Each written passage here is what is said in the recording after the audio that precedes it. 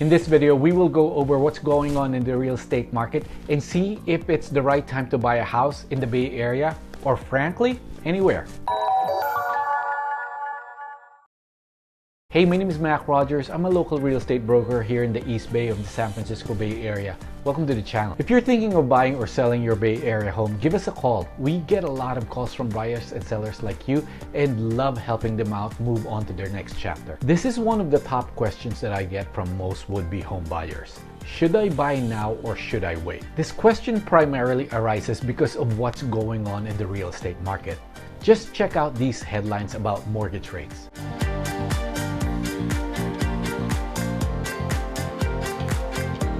And it's not only mortgage rate headlines that are crazy. News of buyer demand starting to go down. The most recent pending home sales index was down, making 4 consecutive months of decline. On top of that, news about rising foreclosure rates are also hitting the headlines. All these headlines has some people worried heading into the spring and summer home selling and buying season. With all these things going on, it's only natural to be confused. Is it going to be much easier to buy a house with less buyers and foreclosures going up? With foreclosures and less buyers out there, will it become cheaper to buy a house? Should you even consider buying a house? Let's look at how all these changes that are coming down the pipeline will affect the housing market. Now, first, let me just remind you that there is really no such thing as a US housing market as a whole. The number that gets thrown around like home prices, demand, etc. are average of an average. Real estate is very local. Even when I talk about the Bay Area home prices, that is still broad. I mean, what is the Bay Area? That's 9 counties altogether. To compare what's going on in Solano County and say San Mateo County is not really appropriate. So what I mean by this is that these numbers are a good guide or a good indicator, but you not only have to drill down on your city, but down to the specific neighborhood that you're interested in as well. That's the only way for you to get a more meaningful insight into what's going on. What really has been the overarching theme right now in real estate is mortgage rate. Mortgage rates are starting to act like the stock market right now. It pulls back a little bit and then it goes higher than before. Freddie Mac reports the 30-year fixed mortgage rate has increased by more than a full point in the past 6 months. In fact, in some days, it's a full 2 points. And despite some mild fluctuation in recent weeks, experts believe rates will continue to edge up over the next 90 days. As Freddie Mac says this, why the fluctuation? A lot of it has to do with global uncertainty. As if we don't have enough to worry about, we add to it geopolitical tensions around the world. If you're thinking about buying or selling a home, you'll want to keep a pulse on what's happening. Yes, rates have been climbing since January of this year, and then it went down a bit. The decline in mortgage rates is primarily due to the growing uncertainty around the tensions surrounding Russia and Ukraine, but experts say it's to be expected. Here's what industry experts are saying regarding the impact of global uncertainty has on mortgage rates. While mortgage rates trended upward in 2022, one unintended side effect of the global uncertainty is that it often results in downward pressure on mortgage rates. Geopolitical events play an important role in impacting the long end of the yield curve and mortgage rates.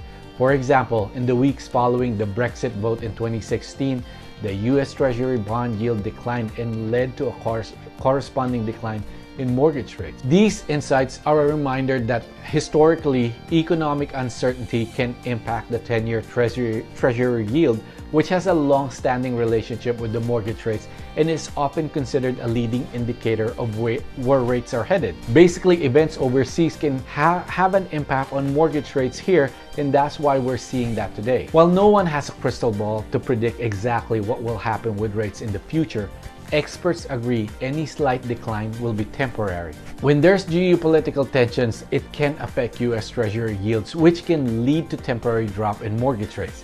And it is temporary. And unlike the stock market where you can buy on the dip, it's hard to lock in rates when you do not have a house yet in contract. Rates will likely fluctuate in the short term based on what's happening globally. But for the long term, experts project rates will be higher. The Federal Reserve are raising short-term rates and they are indicating more increases, which means mortgage rates will also continue to go up. I believe that this is one piece of the puzzle that is easy to figure out.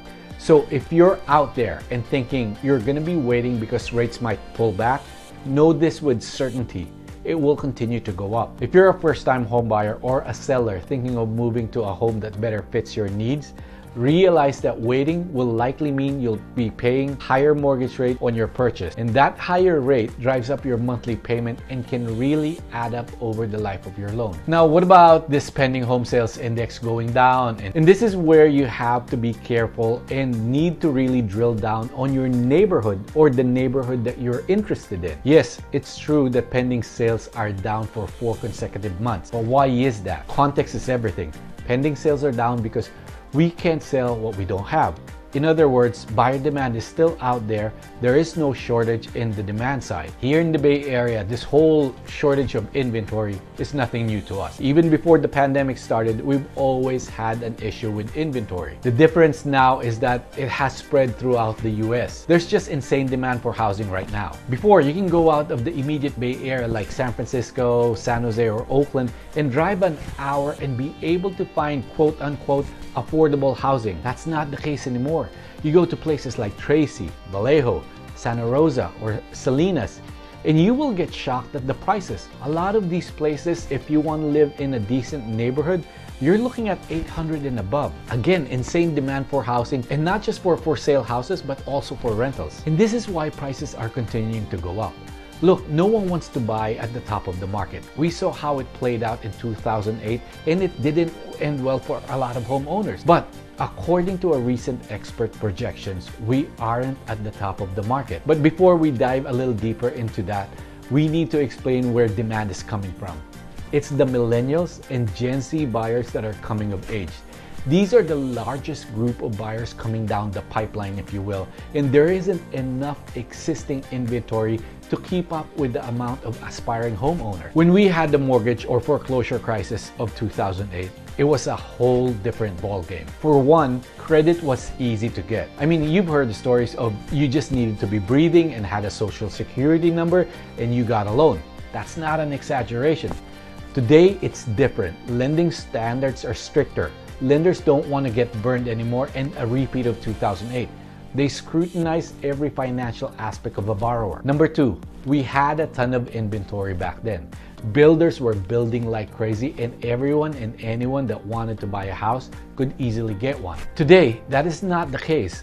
Builders are so cautious. They didn't build enough homes in the last decade to keep up with demand. In fact, too cautious. We are short 4 million homes right now, and the builders are not building anywhere near that. To top that off, any increase in construction are more likely to be pre-sold already. So yes, you might also see that construction is up, but a majority of these have been sold, so really not new inventory being added. In fact, here in the East Bay, in Hayward to be exact, there's a new development that doesn't even have anything built, and the salesperson told me that you have to be on a list in order to be able to buy. And it's not just, hey, sign me up and move on. No, you have to go through the full motion of getting pre-qualified and making sure that you are fully approved before getting on the list. And there are certain escalation clauses to make sure that you are committed to the purchase. Again, the whole development is just dirt. No model houses, no streets, just dirt. Here's another big difference with the demand from today's buyers versus 2008.